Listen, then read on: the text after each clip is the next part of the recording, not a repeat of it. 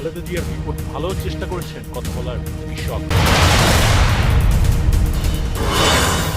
ক্ষমতায় গেলে NRI নীতিমালার review করা হবে, আমির খসরু।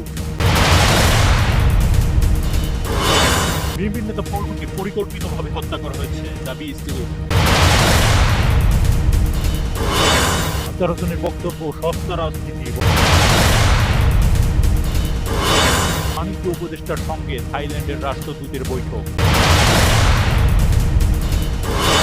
ফেব্রুয়ারির প্রথমার্ধেই নির্বাচনের জন্য প্রস্তুত, প্রধান উপদেষ্টাকে জানালো ইসি।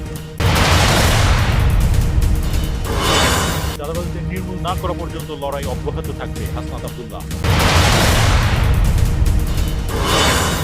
চীনের বিরুদ্ধে জাপানের গুরুতর নিরাপত্তার অভিযোগ।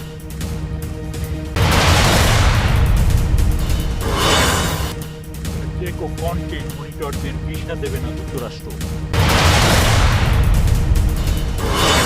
গাজায় 70 বছর বয়সী নারীকে ভাড়া করে মারল ইসরায়েলি ড্রোন। আইপিএল দলের মালিকের নাক গলানো পছন্দ করছেন না ভারতের কোচ। বাংলা নিয়ে মুখ খুললেন মান্দানা। সাত কলেজ নিয়ে পক্ষে বিপক্ষে আন্দোলন, শিক্ষা ভবনের সামনে অবরোধ। রাজধানীর বড় সাত কলেজকে ঘিরে সৃষ্টির সংকট আরও জটিল হচ্ছে। এই কলেজগুলোকে নিয়ে প্রস্তাবিত বিশ্ববিদ্যালয়ের কাঠামোর পক্ষে বিপক্ষে এখন অন্তত 5টি পক্ষ হয়ে গেছে। বিশ্ববিদ্যালয়ের আদেশ দ্রুত জারির দাবিতে আজ রোববার দুপুর থেকে রাজধানীর শিক্ষা ভবনের সামনে সড়কে অবস্থান নিয়ে বিক্ষোভ করছে সাত কলেজের স্নাতক স্তরের একদল শিক্ষার্থী। অধ্যাদেশ আদেশ জারির দাবিতে নানা স্লোগান দিচ্ছেন।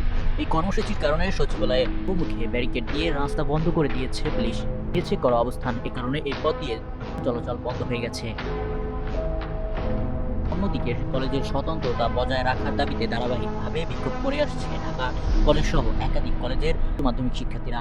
তারা কলেজের ক্যাম্পাস সহ আশেপাশে এলাকায় সড়কে বিক্ষোভ করছে।